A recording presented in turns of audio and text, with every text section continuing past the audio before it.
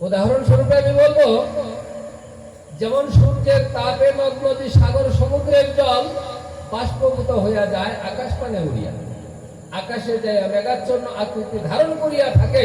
যখন পুনরায় মৌসুমী বায়ুর ধাক্কা লাগে তখন পুনরায় বৃষ্টি আকারে নেমে আসে এই ধরাধামে।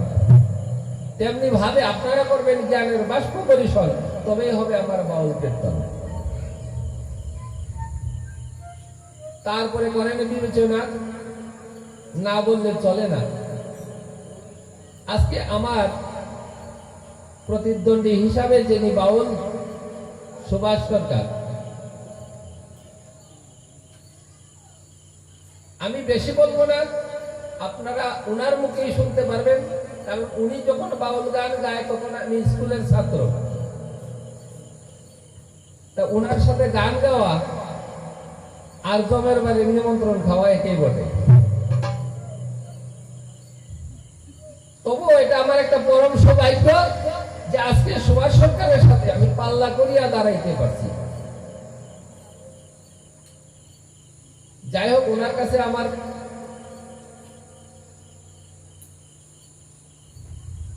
ভক্তি প্রণাম রহিল। উনি সঙ্গে করিয়া যদি নেয় তাহলে আমার যাওয়া সম্ভব, নচ্ছে আমার সম্ভব হবে না। আর আমার এই মঞ্চে উপবিষ্ট গায়ক এবং বাইন যারা আমার এখানে বাঁশি বাইন হারমোনি ঢুলি, সবার কাছে আমার এই নিবেদন, এটার নাম হইল সঙ্গীত। সঙ্গ না করলে সঙ্গীত তার কোনো কিছু পাওয়া যায় না। ওনাদের সাথে আজকে কি জানি দলকর্ষণ করে নতুন সঙ্গ। গতিকে আপনারা আমাকে দয়া করিয়া সঙ্গে নিয়ে যাবেন, এই আমার আত্মনিবেদন। এবার রাত্র অনেকটা গত হয়ে গেছে, যার জন্য আমি সংক্ষেপে আমার বন্ধনা শেষ করব।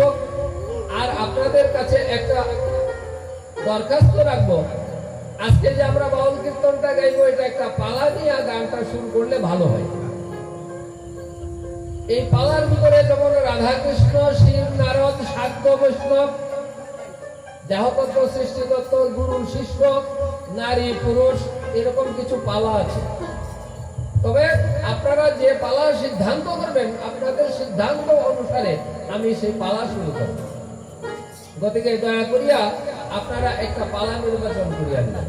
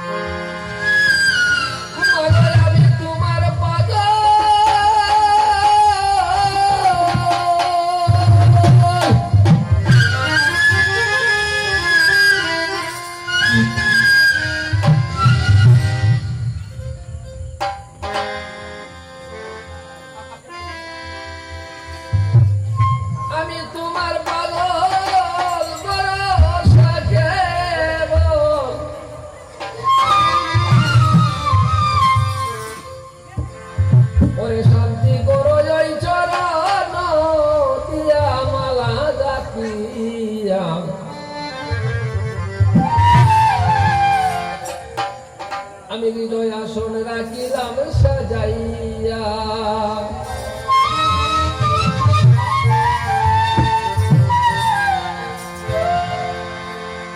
হৃদয় আসন রাখিলাম সাজাইয়া, মালা গাঁথিয়া, হৃদয় আসন রাখিলাম সাজাইয়া।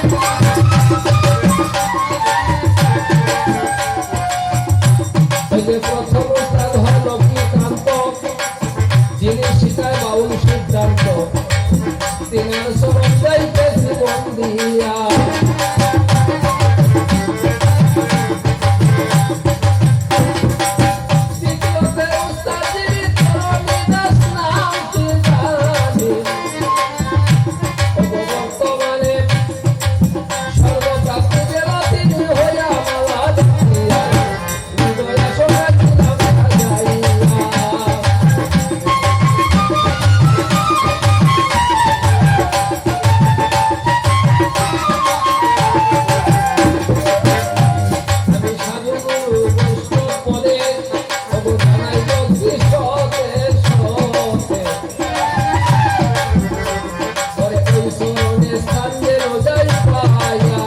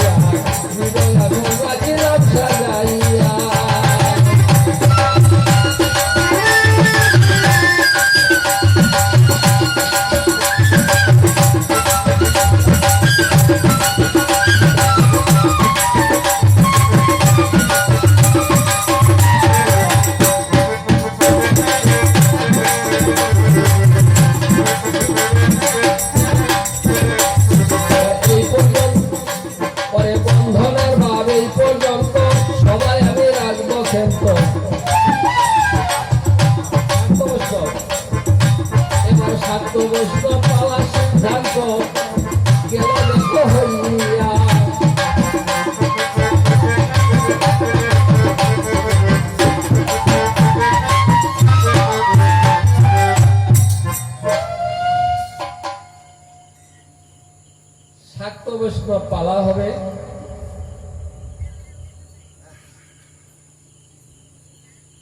আজ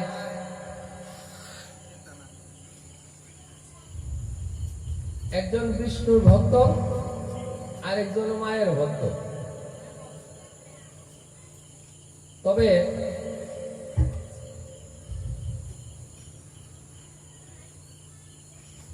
আমাদের গায়কের একটা ধর্ম আছে, প্রথম স্টেজে যে দাঁড়াবে সে বড় ভূমিকাটা অপোজিট গায়ককে দেওয়া কর্তব্য। আর দেখতে দেখায় শোনায় দেখেন বৈষ্ণবের মত ওনাকে দেখা যায় উনি প্রকৃততে বৈষ্ণব হয়। গতিকে বৈষ্ণবের ভূমিকাটা ওনাকে দিয়া আর শাক্তের ভূমিকা যাব আমি নিয়ে। আপনারা কি বলেন?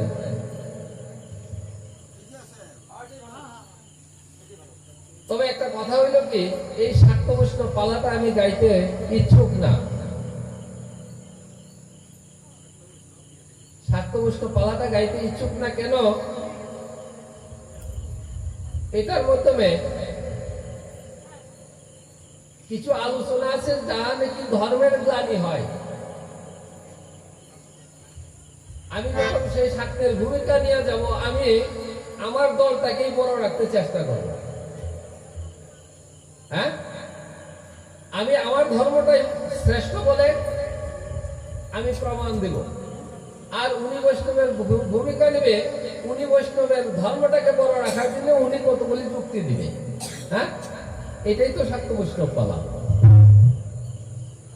গতিকে আজকে এই পালাটা হইবে আমার আর সুভাষ সরকারের মাধ্যমে, আপনাদের সঙ্গে কারো সাথে না।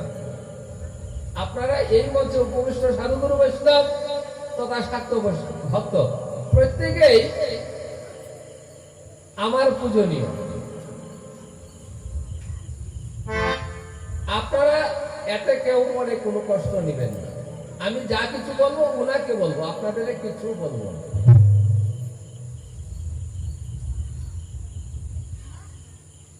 আমি সর্বপ্রথমে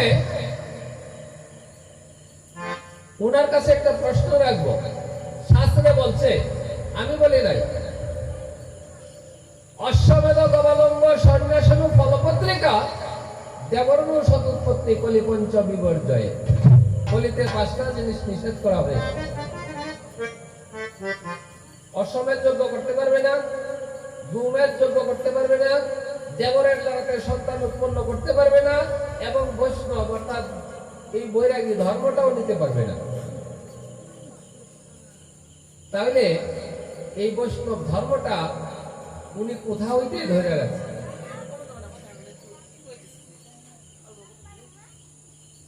বৈষ্ণবের কি কি লক্ষণ, বৈষ্ণব কাহাকে বলে? আজকে যে পালাটা হবে শাক্ত এবং বৈষ্ণব, উনি বৈষ্ণব আবার কখনো বৈরাগী। বৈষ্ণবের একটা অংশ বৈরাগী, একটা অংশ বৈষ্ণব, তাই না? যারা নাকি গৃহস্থ সংসার ধর্ম পালন করিয়া কৃষ্ণ ভজন করে তারা বৈষ্ণব, আর যারা নাকি ত্যাগী তারা বৈরাগী, তাই না? কিন্তু দল তো একটাই, ধর্ম তো একটাই। গতিকে কখনো বৈরাগীর মাধ্যমে আলোচনা আসবে, কখনো বৈষ্ণবের মাধ্যমে আলোচনাটা আমার আসবে। তার জন্য উনি যাতে আমাকে ফাউল না ধরে, যে আগে কথাটা হইলো শাক্ত বৈষ্ণব, এখন বৈরাগী নিয়ে কেন আলোচনা হয়? কারণ কখনো কখনো এই বৈরাগী নিয়েও কিছু আলোচনা আসবে। আমার সর্বপ্রথমে এই জিজ্ঞাসা, বৈষ্ণব কাহাকে বলে এবং বৈরাগী কাহাকে বলে? বৈষ্ণবের কি কি লক্ষণ, আর এই বৈষ্ণব ধর্মটা তুমি পেয়েছো কোথায়? বৈষ্ণব ধর্ম তো কলিতে নাই, কলিতে নিষেধ। তাহলে তোমার কাছে এই বৈষ্ণব ধর্মটা আসলো কোথা হইতে? এই পর্যন্তই আমার ওনার কাছে জিজ্ঞাসা। এইবার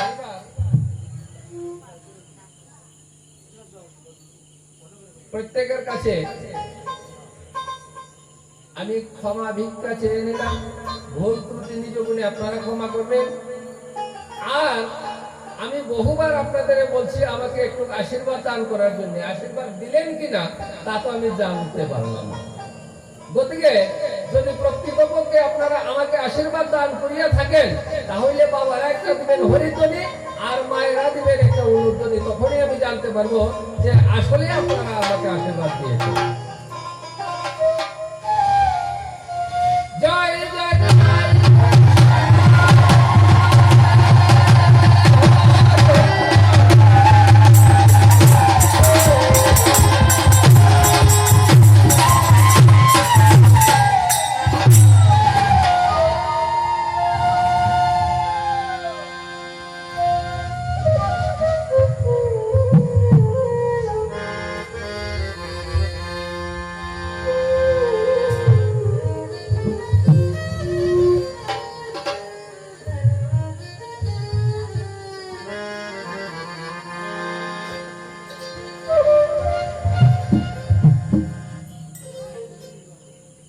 ওহে দয়াল গো,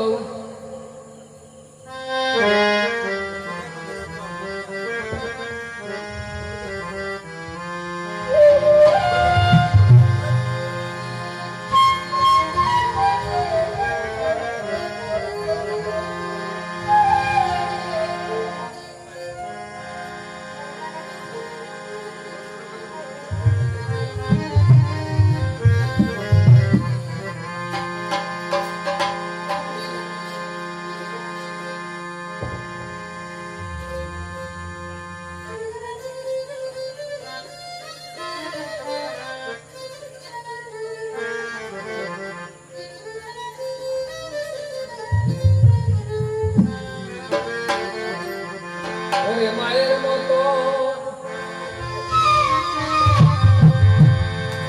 আদর নিকে করে এই সংসারে,